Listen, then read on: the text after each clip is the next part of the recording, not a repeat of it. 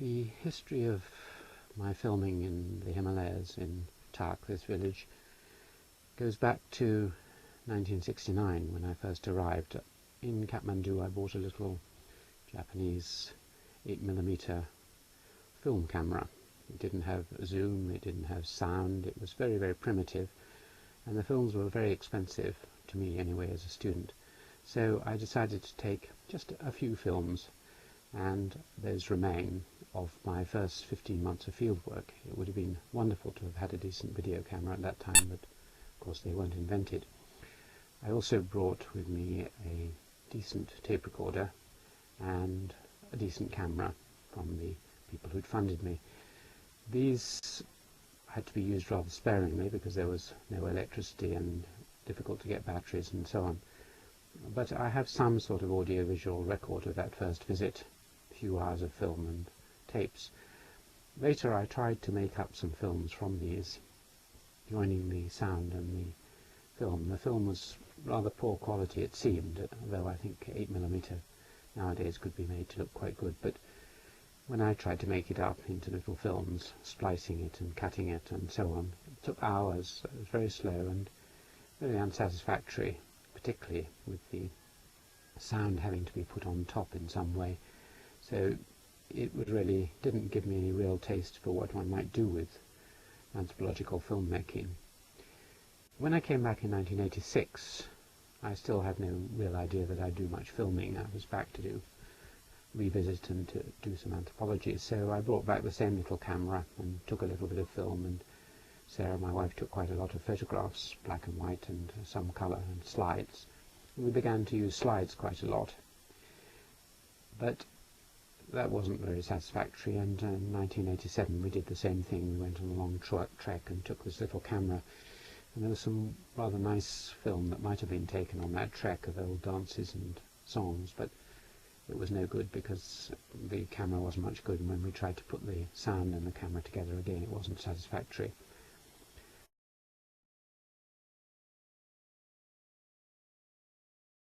But just in the late 80s, the Japanese invented the video camera.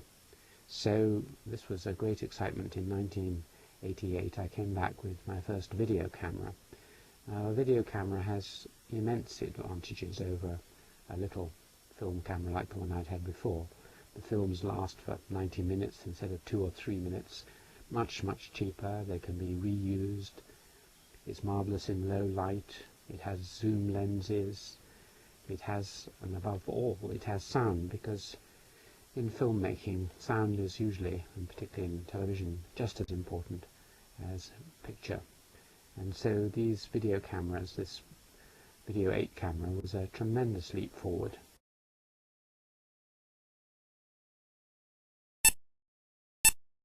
And I remember starting to film in the village in 1988 and wondering what to film. We just moved down to our new house, got involved with our family, and at first I just thought I would make some films around the village.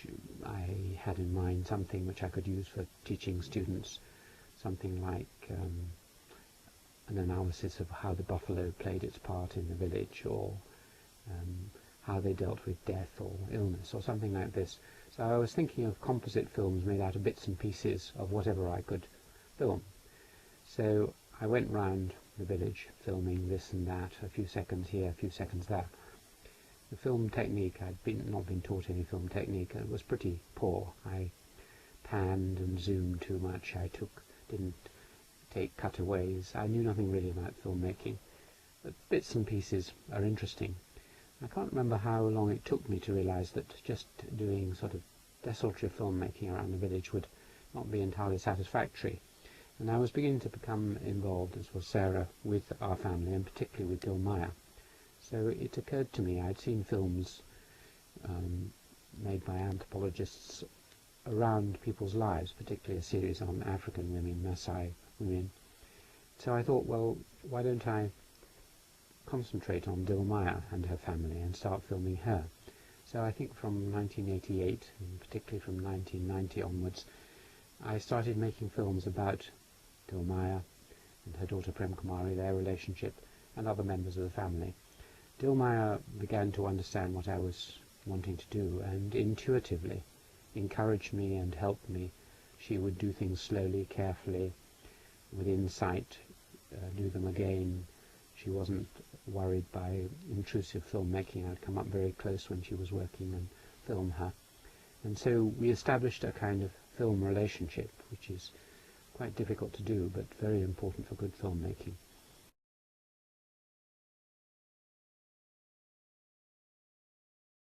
And so in 1990, 91, 92, 93, 94, we came. In 92 particularly, I took something like nearly 20 hours of video, I think, and in 1994 again for a long time, and we took quite a lot of film. And the film became more and more immediate and involved, I think, as it went on. I would then go back after the filmmaking, and over the Christmas vacation I would take the edit suite up to Yorkshire, and over Christmas I would make up films.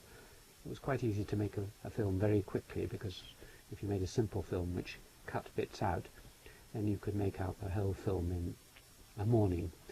And on one occasion I remember making about 16 films on one holiday. So morning and evening I would make a different film. They were just short films.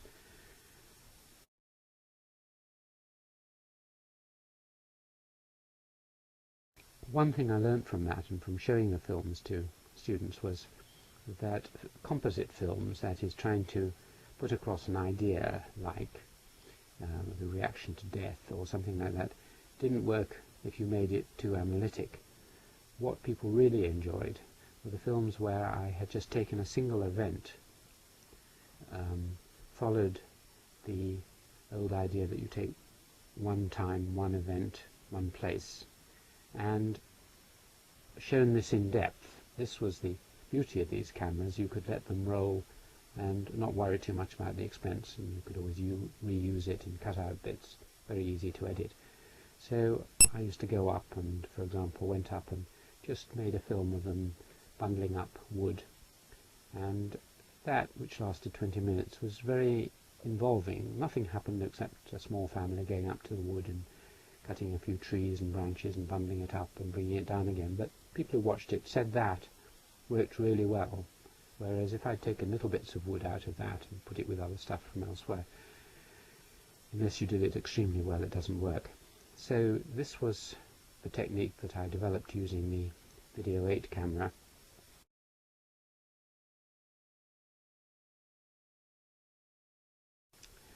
At one time it seemed important to bring the film back to the village and show it to the villagers, so I think in about 1992, 1993 we brought up a video recorder and a battery and showed to almost the whole village bits and pieces. That was quite interesting and surprising, because I'd assumed that the bits that they would really like were the ones which involved them, in other words big occasions, feasts and rituals where everyone could see themselves and be involved. But in fact the ones they really liked were the very deep, detailed, intimate portraits of, for example, Dilmaya. They really liked to see close up things happening, people using their hands to grind grains and things like this, because I think they'd never seen things in that way, that you can't really without the zoom lens. So this is what they really liked, and that also encouraged me to do more intimate filmmaking.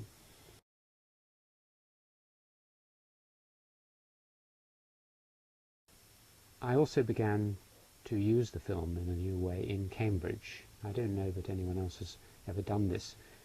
I was teaching Master of Philosophy students and undergraduates in various courses, and so both in the first year level, the third year level, and in the postgraduate level I began to use film really to give a sense of what anthropological fieldwork was like.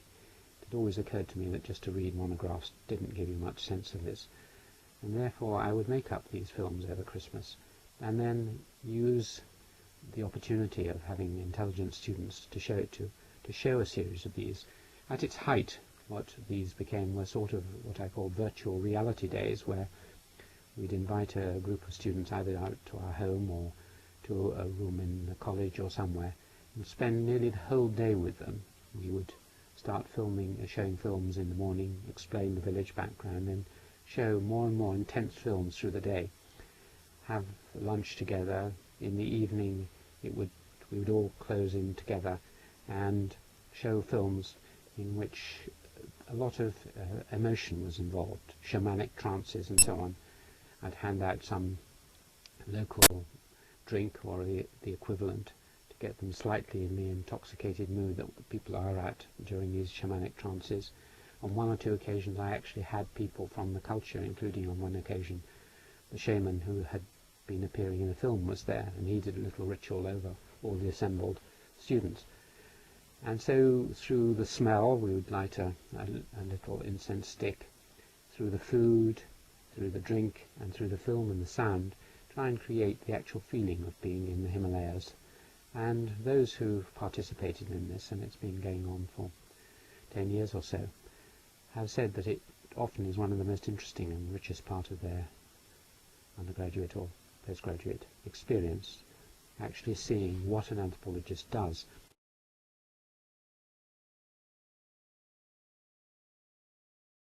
Another kind of film I made up, which also seems strangely unusual but pretty obvious to me, which was to make a film about field work, about anthropological field methods, in which I showed all the stages of preparing, coming out to the field site, and then learning how to communicate in the language, learning how to live in difficult circumstances, the ethical dimensions of reciprocity to the culture itself, how you study people, the different levels of anthropological field work, and then taking people back again.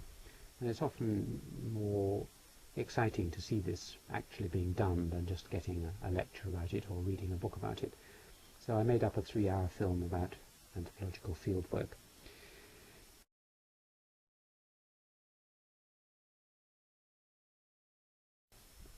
So up till about 1994-5 I was doing this, and then tragically in 1995 Dilmaya died, and the pué, the funeral, which was held in 1995, I filmed very intensively with 2 cameras with some help from others, and that made a long and intense and complicated and interesting film.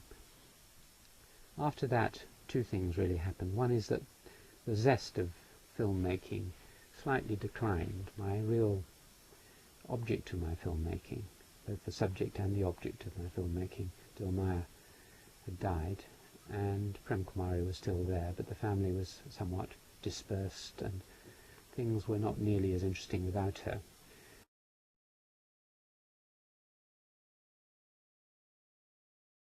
Fortunately, before she died, the year before she died, or the year before that, I did a whole set of interviews with her. This is very important.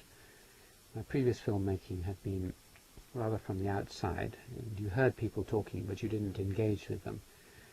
But for some reason I realized, obviously this is the case in other anthropological films, that you needed to have the informant's point of view. So Dilmaya agreed to do a long interview. I'd done 1 or 2 short ones before, but I went through almost everything I could think of in a series of about 12 interviews, each of them about 20 minutes. So I've got over 3 hours of interview of Dilmaya, talking about firstly the externalities, her external life, and then slowly coming in on her as a person, her thoughts, her fears, her hopes, even very intimate things about her own body, menstrual problems or childbirth or dreams or whatever. Now this is again rather unusual, I think. It's made possible partly by the open nature of the Gurung women themselves, partly by this long relationship I'd had with Dilmaya over 20 years by then, and partly by her own character and our particular relationship. So she was very open with me as a brother, and this is a very rich and interesting set of films which I haven't quite yet found out how to use, but I suspect one day I will try and put them and match them with her doing the various things she's describing.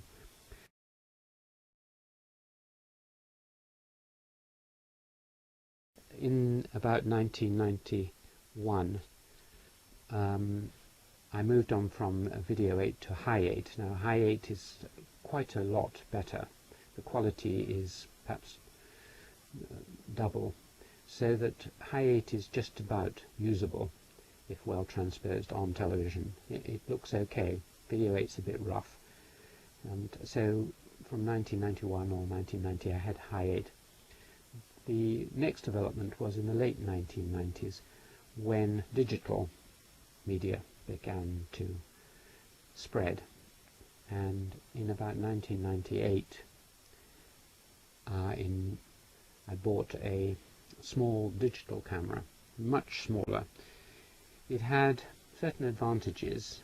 Its size was much smaller. You could just put it in your pocket rather than the rather not very cumbersome but thing you had to carry in a case, the high 8. The film was superb, very good quality, and it was possible to edit it, copy it without loss of quality really. With other film like Video 8 and High 8, every time you copied it and edited it you lost some quality, but you didn't with this, so that was a great improvement. One defect was that the sound wasn't very good. For some reason the Japanese had put on the top of the Sony camera the sound, and so you both got a lot of wind coming across the top. Also you picked up your own breath, particularly if you had a cold or were out of breath, and it didn't pick sound going out very well, so for some of the early film isn't very satisfactory because the sound's not very good, and I had to get a separate microphone, and this is rather clumsy to carry a microphone which is plugged in, and then when you put it on top it makes the whole thing a bit clumsy, so it wasn't entirely satisfactory.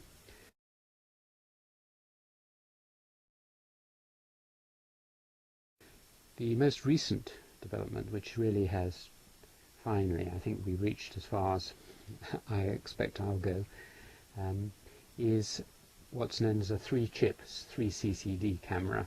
It's a digital camera, and it's a bit bigger than the little one I had before. I first encountered it when, and this is a development I should talk about, when Channel 4 commissioned a large television series on the history of the Industrial Revolution called The Day the World Took Off. And as part of this 6-part series, the producer, David Dugan, was interested in my fieldwork in Nepal as something that might be used in the series. So he and his assistant producer Carlo and David's son Christopher came out to film in our village Tak here, and they brought with them this 3-chip 3CCD camera, which I subsequently took to Australia and made some films. Now this camera is not only, the quality is again a leap up from a small digital camera. It is definitely good enough for television. Quite a lot of it was used in the television series, and you really couldn't tell any difference between that and anything else. So you now can make television quality film. It also has, as I bought it, a radio mic attachment, so I'm now using a radio microphone with a little microphone here sending the signal. And since sound is so terribly important on film, this again makes a huge difference. I don't think it would have been possible. It might have been possible, but I hadn't thought of it, to do this with the small digital camera. And it's in many ways superior. It's got a better viewfinder and so on and so on. So you now have a television quality camera which can fit in your suitcase easily. And this is the first time I brought this to Tak, and this is the first time I've tried using it in this particular way, which is to use it as a way of talking to the camera. With a remote control such as this, you can turn it on and off, and you can widen, you can zoom and so on with it. So basically it allows autobiographical film, which is what I'm doing now, in a new way, and I'm testing that out in this interview.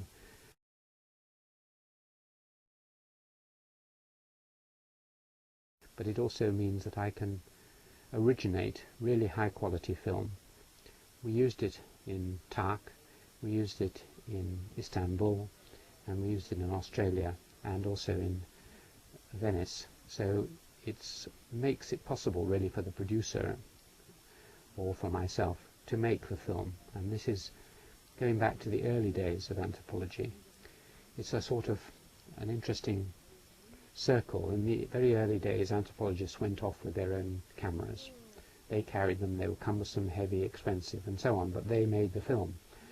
Then you went through 20, 30 years of huge film crews and people filming with very complex equipment, and you needed a sound recordist, a cameraman, a fixer, someone who was the local contact, the producer, the assistant producer, the talent, as they're called, the person who's doing the speaking or whatever. So you'd have a minimum of 6 people. Well, going anywhere with 6 people, if you're an anthropologist, if you're going to a small community, really slows you down immensely. And what I've always found so exciting is to combine all the jobs of filmmaking together. It seems to me that although each bit will be done less well, you may not be a professional filmmaker, you may not be a professional sound person, you may not be a professional editor, you're not a producer, etc. You can try each of them, and the fact that it's the anthropologist, the person who really understands the society who's making the film, makes up for all those defects, because the problem with most filmmaking crews who go and do anthropological filmmaking is obviously that they don't know what to film. They have the consultant anthropologist at their shoulder, and he says, oh, in a minute they're going to do this, you better film that, and so on, if he or she understands what's going to happen. But that's the best they can do. And the actual angle and the depth and the ethical and all the other considerations which the anthropologist knows, there just isn't time to pass that across. So most anthropological films made by film crews are good, technically probably superb, but content-wise good, but not really probing and often missing. Also, they're very expensive, very expensive. I mean, thousands of pounds a day to take a film crew to some other parts of the world and leave them, and you've therefore got to hurry things up. In most anthropological fieldwork, things happen when they happen, and it might be 2 or 3 weeks until an interesting ritual or event occurs. Now, if you're doing anthropological fieldwork anyway, it doesn't matter. But if you're in a great hurry and you've come for 2 weeks and you've been told there's a ritual and it's delayed, then you've lost the opportunity, or if nothing else much happens, you just have to make up things to film.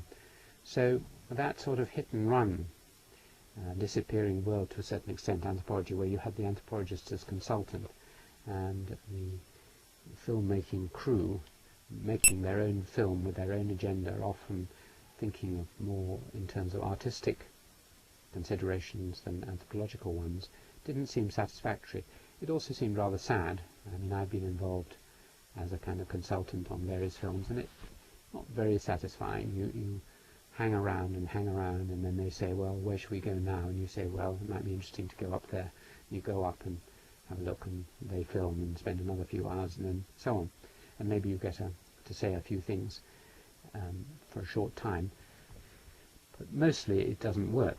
That wasn't true of the day the world took off. That was fascinating from beginning to end, but that was because of the special relationship I had with David Dugan and the other producers, because I'd been involved in creating the whole idea behind the series, because I was travelling to all sorts of places I wanted to travel to, and we worked very closely together, so that was fine. But usually it's unsatisfactory.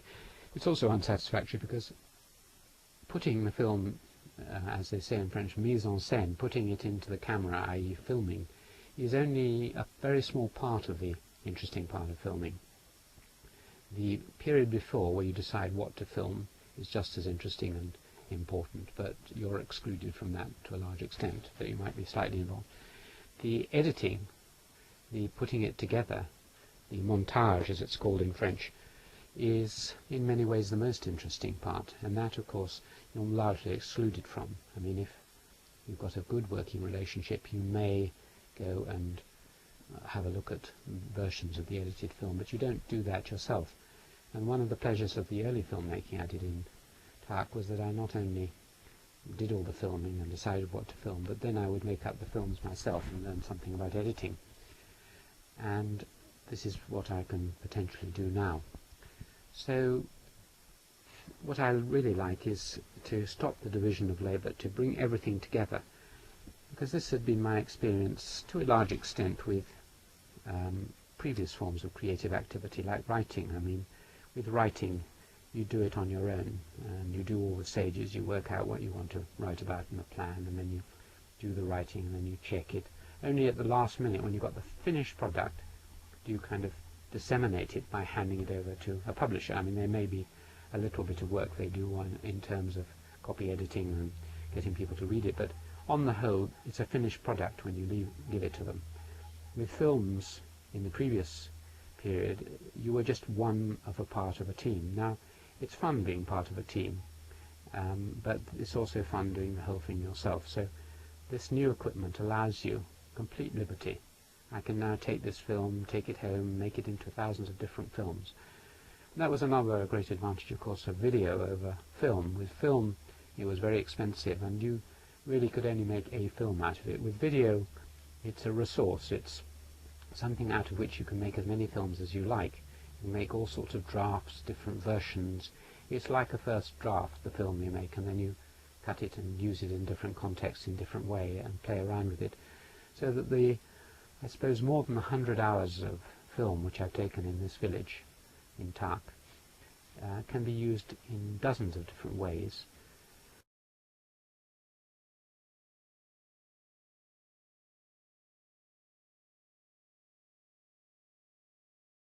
Up till now, the only way really to show people film has been either in a small context, in a lecture or seminar, or over television. And each of these has its strengths. The small context allows you to give the background of the film and the context. And when I showed it in these virtual reality days, the people said that what they really valued was not so much the film itself, which was interesting, but the fact that I was there and that I could mediate it, and they could ask me questions and they could see how I'd done things. So without me there, if I just handed the video over, it wouldn't have been so interesting. But of course you only reach a couple of dozen people, and it's very labour intensive. The other way of doing it is the other extreme, broadcasting. That was very narrow casting, and broadcasting is television. Now, having just been involved in this big television series, this is very satisfying while you're making it, but the actual event, you show the films, you show it to a few people, it's broadcast, and then it's gone, swallowed up. Maybe in this case a couple of million people saw it, one or two may remember little bits of it, and then it's gone and forgotten. It just is entertainment really, with a tiny bit of knowledge. But as an anthropologist, one really wants something that lies between these, something which allows one to disseminate what one has filmed, not to a mass audience, but to other interested people, but also to something which will allow one to overcome another problem with film.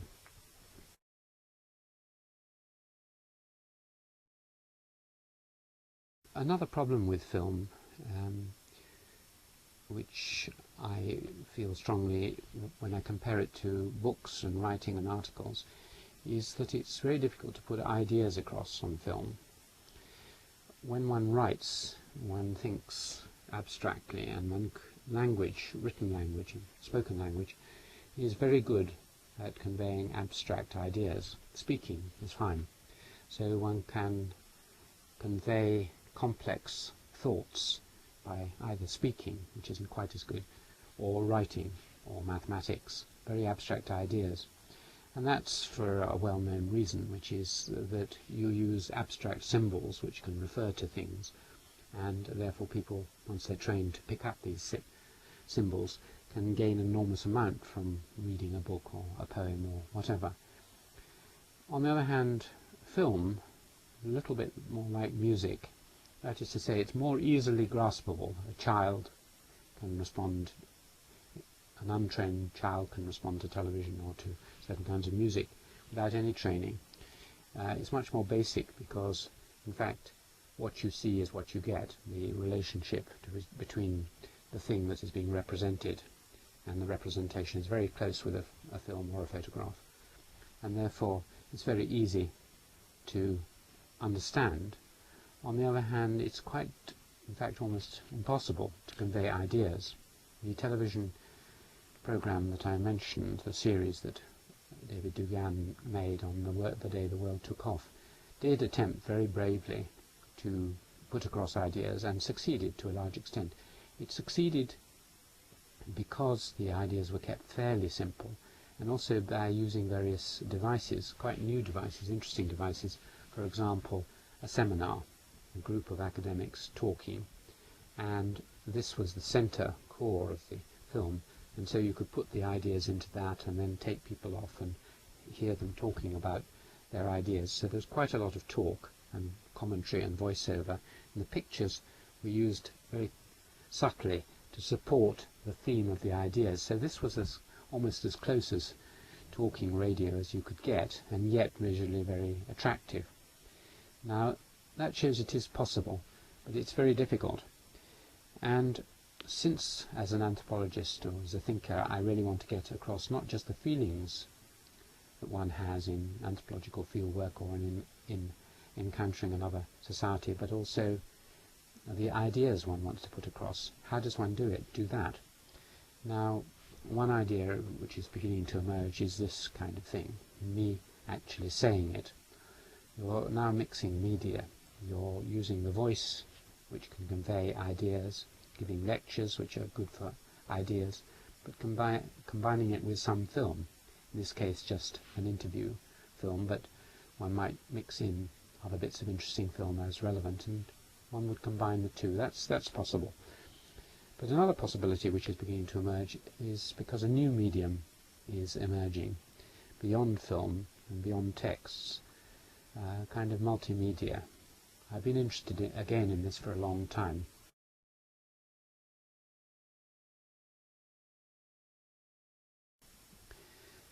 My dissatisfaction with writing on one hand and film on the other meant that in the 1980s, late 1980s, I started tinkering with video disc, which allowed you to put onto a flat disc, like an old gramophone record, lots of images, still images, moving images and sound.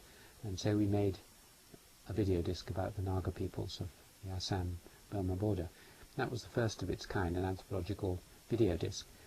And it showed the potential when combined with all the primary sources and the text and the anthropological fieldwork notes and so on. It showed the potential. On the other hand, it didn't spread widely because video disc technology didn't really take off and no one had the players and so on. But one could see the potential. Just in the last 2 or 3 years, suddenly a new form, so to speak, of video disc has emerged, not analog discs like the one we made, but digital discs. First of all, there were CD-ROMs, compact disc ROMs, which began to show the potential, and more recently they've introduced a new form called DVD, anyway, DVDs. And DVDs are digital versatile discs. DVDs are the same size as CD-ROMs. They are now becoming standard in computers, and you can buy freestanding players, and they're taking off faster than almost any other technology because they can be used for very high quality films. So they're used for Hollywood movies and so on, which are now being bought on DVDs. They contain a huge amount. You can get up to about 4 hours of very good film onto one little DVD. And that's a vast amount of storage. And for a year or so it's interested me to think of making some DVDs of anthropological materials. So we're just launching a new project in Cambridge called Digital Himalaya, which is going to look at the potentials of DVD for anthropological field notes, films and so on, both as an archiving and a research possibility. And one of the projects we are thinking of pursuing is making a DVD about the fieldwork in Tak. And that, if it comes off, would allow one to take all the film that we've made over the time, obviously shrinking it down somewhat, all the photographs. We photographed every house here, often more than once, almost every individual, often several times, and taking all that, but also would allow you to interweave it with some text, because of course this is now a digital medium onto which you can put whatever you like. You can put databases and original field notes and anything you like.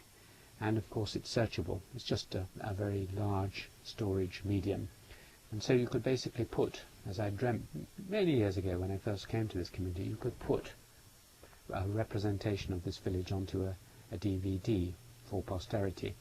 So we are thinking of doing that, both possibly one for private consumption and archival purposes, because there are many ethical problems about making this material widely available, but possibly a simpler one, either to be used by sending to people if they were interested, or attached, as one can now do, to the World Wide Web.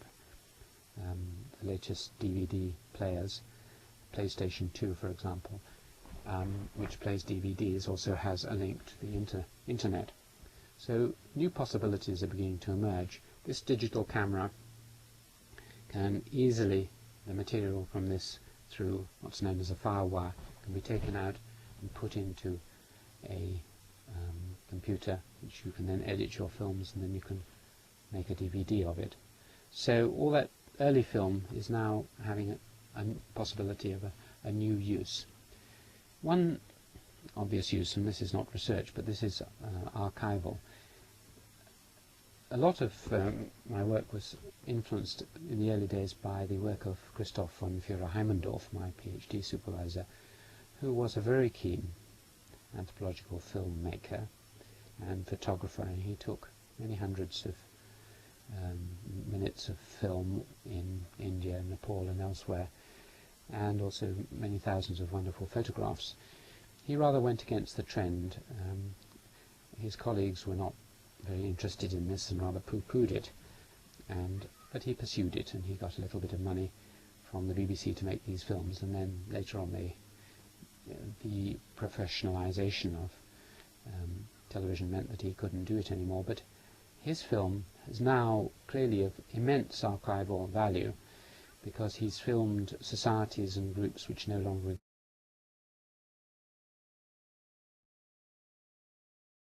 exist in their original, or at least the form that he saw them in. And so one of the purposes of anthropology has always been a kind of rescue anthropology element, trying to preserve something tangible about the cultures which were being shattered and battered by Western imperialism. So I've always been quite interested in that. My own film is not of great archival value, though some of it, the earlier stuff, might be interesting in 100, 200 years. But one of the reasons why anthropologists in our department and elsewhere should consider making films is that that will be the one record. Often in many cultures, that's the only record of the history in a visual form, alongside photographs that the anthropologist has taken. And it's a great tragedy that anthropologists didn't have better equipment and more inclination and more time and money to do such things, and that we have such a meagre record of all those hundreds of societies and civilizations which have died out in the last 200 years. So that's the archival argument.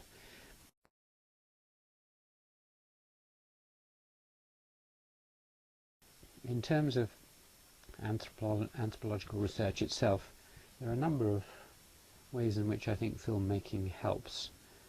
One is in helping you to see the society itself. As if one can develop as many different ways as possible of looking at a society from different angles, that's all to the good. Normally we look out of these eyes, and they're quite reasonable eyes usually, though mine are beginning to falter, but you just see everything in the normal way. What happens when you take a camera? There are two things really that happen. One is that you put things into a little box, you frame them, and only what's in the frame is interesting. And so you have to decide what's interesting, and your attention is drawn just to that. So you concentrate other people's attention, and also your own attention when you're filming. And that concentration of attention is often very worthwhile. Much of what's going on is not of great significance, but at a ritual or elsewhere, just this thing. So you concentrate your own attention on it, and that helps you to see it. If that's combined with a powerful lens, which has the property of zooming, then you can actually turn your eyes into binoculars. It's as if you walk around with a pair of binoculars all the time, looking very, very carefully at things, and therefore you can see small things in a new way, or big things in a new way. You can come up and actually see someone's hands and the muscles, or the hairs on their face, or tiny things happening. So it's as if you're holding a magnifying glass over the society. And normally people would think you were crazy if you went around with a magnifying glass all the time. But you can do that. You can come in and go out. So the zoom, which allows you to do this, for example, go right in onto my shirt, which I'm using that handheld device. You can see this is how far you can go. That's an ordinary zoom, not a very sophisticated, detailed one. So you can see how much one can zoom in. The zoom plus the extraordinarily good lens that you have on these cameras allows you to see micro details. Another great advantage of the video is that many things happen too fast, particularly in rituals, and so with this camera you can, if you were studying something like ritual, you could film it and then you could watch it a number of times, and you can either slow it down, you can slow it or speed it as much as you like. With digital you can do what you like. You can stop it at each frame and watch it for 5 minutes. You can take the frames away and put them in your computer, single frames if you want, but you can also just watch it very, very slowly and watch it several times looking at different things. So it, in a sense, suspends time, and it allows you to observe in a different way. So for that and for many other reasons, I think that if one is able to do so, to take a video camera, particularly if you're going to a place which is difficult to get to, you probably won't spend as much time anywhere else again as an anthropologist, then it's very worthwhile to do that.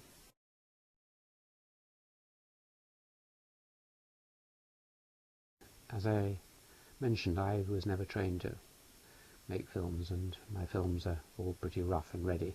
Haven't got the patience or the knowledge really to do it particularly well, but there are a few do's and don'ts which I learnt over the years from watching filmmakers and from showing it to students who knew something about filmmaking. And so gradually I hope it's improved somewhat. One obvious thing is don't film stationary objects much, and there's not much point. You might as well photograph them. A second point is to avoid zooming in and out. It is very disturbing. Only occasionally, if you're trying to make a point by zooming, but don't use the zoom just to try and make a scintillating effect. It just won't work. So cut from a far shot to a close shot. Likewise, panning, going across like this. You can occasionally, to make a point, if it's a big crowd and you want to pan across it, or beautiful mountains and you want to pan across, that's fine. But don't ever pan back and forth like that. It makes people dizzy. Another point is don't start shooting too late. Get the beginning of an action, get the whole action, and get the end of the action. It doesn't cost much in terms of tape, and so you might as well get the whole thing, and you can always cut out at the end. Because it's such a cheap medium, obviously one takes too much film, and it's easy enough to edit bits out. I tend, in a sense, to make my films on camera. I know I haven't got much time to edit, so I tend to cut fairly tight and not to reshoot things, because then that would be boring. if it was a professional filmmaker, one often found when working with a television company that they would film the same thing again and again about 4 or 5 times, and it hardly seemed different at all, but they just changed the angle a tiny bit, or the light was slightly different or something, and so they'd redo it and then they would throw away 90% of it. I haven't got the energy or the desire to do that, so I only film things more or less once. Film them obviously from as many different angles as possible, from above, from below, from the side, from the front. The more off direct level the better, because if you just film straight head on then it's rather boring. That's what everyone sees. If you manage to get high up above it and film down, or below and film up, or get down on the ground, then it becomes more interesting. If possible, if someone is doing something, making something, then get an over the shoulder shot so that you can be as if you were them making the thing.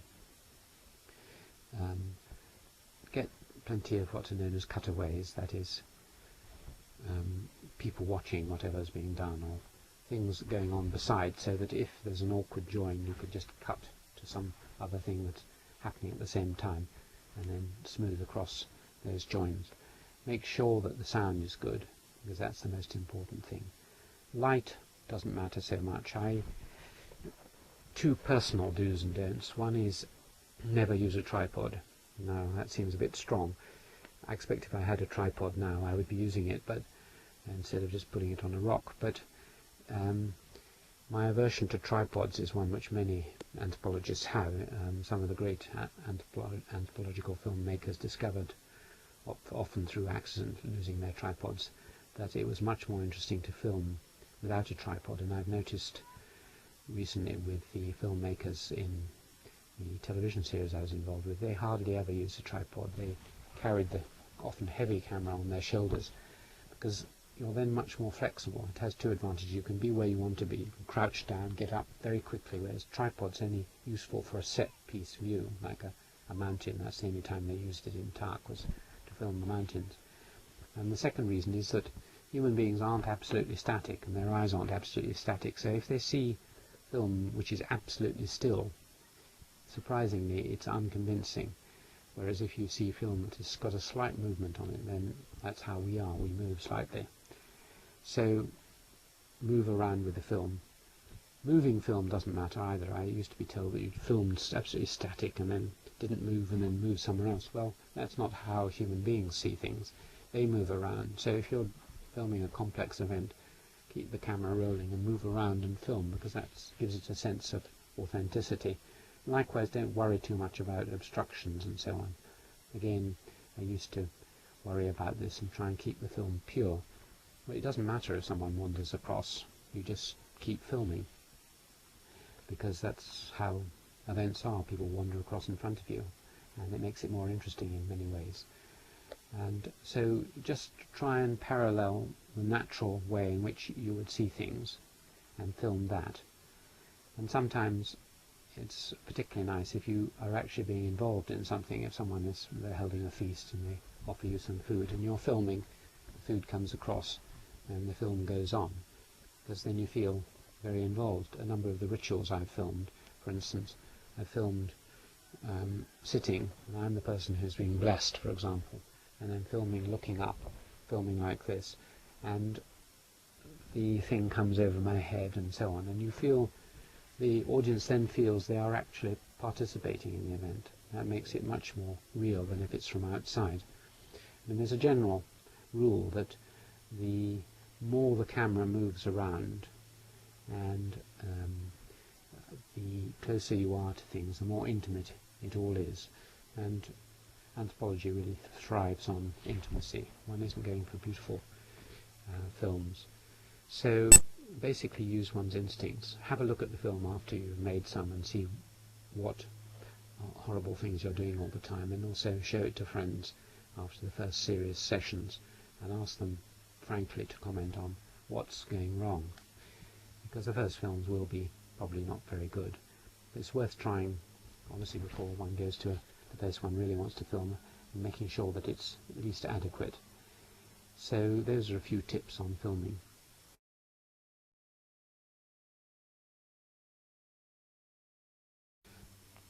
When one goes to work in a village like this, there are all sorts of ways in which you can gather data and analyze it.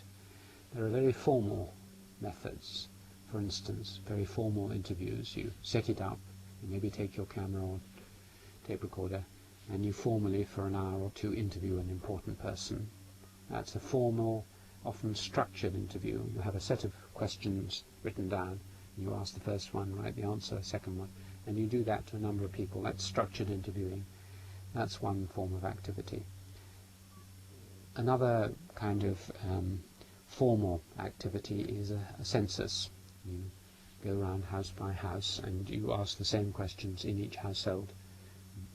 Who is there, what are their names, how old are they, who do they marry, and so on. And so you have structured censuses, and you gather a structure from these kinds of methods. They then need to be slightly more flexible in semi-structured methods. Like, you do interview people, but you don't do it with a set of questions at hand. You just ask them some questions and they give you answers, and you maybe jot them down. I have a method where I have a very small piece of paper or notebook which will fit into one hand. I tell the person I'm just going to jot a few important things down. I just jot these things down, and that helps you remember what you talked about. You just write the headings down, and any fact that you think you're going to forget, like a date or a person's name or whatever, you just jot those down. It doesn't take your eye away from the other person, but it helps you remember, and then you write that up as quickly as you can, definitely within the same day. The eye contact that you need to maintain when you're having a real conversation with someone is very important, and that's why this little just sort of jotting things down with hardly looking is important. And it's something I should have mentioned with filmmaking, which is that one of the very important things about the first video cameras that I had, the great breakthrough, was an eyepiece that tilted up, and all cameras mostly have this. It's very important that they have it, because if you film like this, looking at someone, then it's very off-putting. They can't see your face, and it's almost as if you're pointing a gun at them. Whereas if you're sitting like I am here, you've got the camera on your lap, and you're just looking occasionally into the eyepiece, which is just poking up to make sure it's in the right position, then it's just a conversation which is being recorded, and that usually between human beings is much livelier and much more authentic, and people don't feel threatened by it. So anyway, returning to fieldwork gathering methods, there are the semi-structured methods of conversations and surveys and so on and so on. And then what anthropology is famous for, I suppose, is the completely unstructured. That is, that you just keep your eyes and ears open as you wander around. I'm not amazingly good at this because I'm constantly thinking about other things, but my wife is very good at it, at observing things and jotting things down, and it's out of those chance small things that you notice something comes up in a conversation you're listening. This is why anthropologists reputedly spend all their time in local pubs and bars and cafes and sitting around in people's houses, just apparently chatting.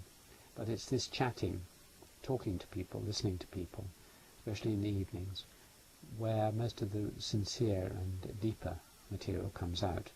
If you ask people in an artificial setting to sit down at a table and you ask them some questions, they're really going to be on their guard. But if you're just mixing and mingling with people, then you will watch them, observe them in a much more natural way.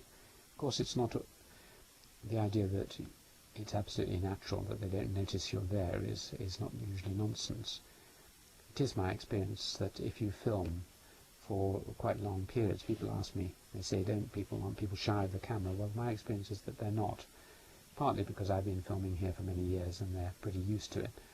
But cameras, if held in the right way and not aggressively and keeping your distance and all the other things which are partly ethical and partly practical, then they're not really too threatening. You have to be a bit careful.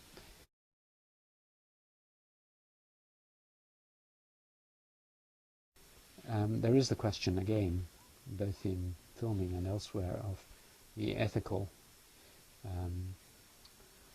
consideration of how you know what you can film and what you can't. Film is particularly contentious because the usual guidelines for ethical behaviour are informed consent. If someone, you're going to gather information from someone, you must explain to them what you're doing it for and get their agreement in an implicit, if not explicit way, that this is okay. Now, there are two problems there. One is, how do you inform people what you're doing? You yourself don't know what you're doing. You don't know what you're going to use this for, or who's going to see it. You've got some control, but not complete control. Certainly if you turn it into a book or a film, then it'll go to all sorts of people. So you can't really say, if they say, well, who's going to see this? I couldn't have anticipated 20 years ago that it might go on to the World Wide Web. If I'd said, well, people in my university, I would have been lying. I just don't know. So you basically have to say that if you tell me this, if it's sensitive and you don't want me to tell anyone, I won't. But otherwise, I don't know where it'll go, and it'll be used in all sorts of different ways. But with film, there's an added dimension, which is that the camera captures so much, particularly with a zoom lens. Obviously, very few people know the power of zoom lenses, so when they're sitting at the back of a crowd picking their nose, they don't know that you could be right in there filming their nose picking. So that's a problem. And also the sound, which I should have mentioned more forcefully in relation to the superb nature of these cameras. The sound is superb on these, even from the early video cameras, were very high quality sound, often with a zoom, so that as you zoomed in, the sound would apparently zoom in. So it was a rifle turned from a broad spectrum microscope recorder to a zoom recorder, and so the sound was excellent. Well, people don't know that basically when they're sitting 20-30 yards away, you may be picking up every word they say in the middle of a crowd because you've zoomed in on them. It's particularly problematic in working in other cultures because one often doesn't know really, one can't understand fully the language, whether what they're saying is private or public. So they may be gossiping among themselves, saying, look at that old thing over there, isn't she ugly, or something. And if you later show this to a group of the people in the culture or others who understand the language, it may be deeply offensive. At least with writing and writing things down, they probably know that the information is being gathered, but with camera you're gathering much more. So it is a problematic medium in terms of ethics. And people often don't like their representations being taken. In the early days there were all these stories of how anthropologists were coming and taking the soul out of someone by taking a photograph of them. Well, in a way they're right. They were right. They were taking their souls. They were taking much more than just a surface representation. They were taking quite a lot of the person away. So you are in quite a responsible position if you do anthropological filmmaking. And so you have the responsibility as to what you use it for, who you show it to, and these problems are going to grow greater and greater. In the old days you would show it to your students on a cumbersome piece of machinery once a year in a lecture. That was it. If you were lucky, tiny bits might be used on television, but that was it. Nowadays you can turn it into a DVD. Soon you'll be able to put the whole thing onto your website, and anyone in the world will be able to see it. And then it could be used for all sorts of purposes. Already there are stories of misuse and abuse of representations of other societies.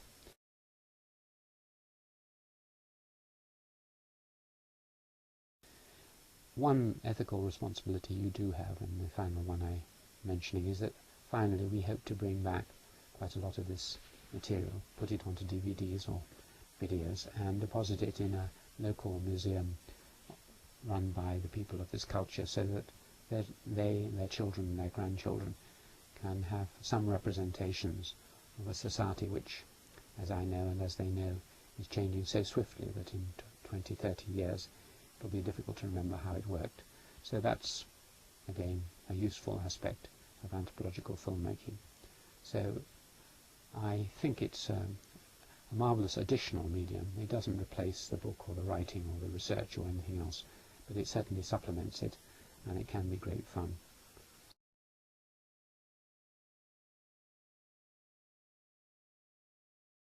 There have been the biographical films of Dilmaya, Prem Kumari and other people in the society.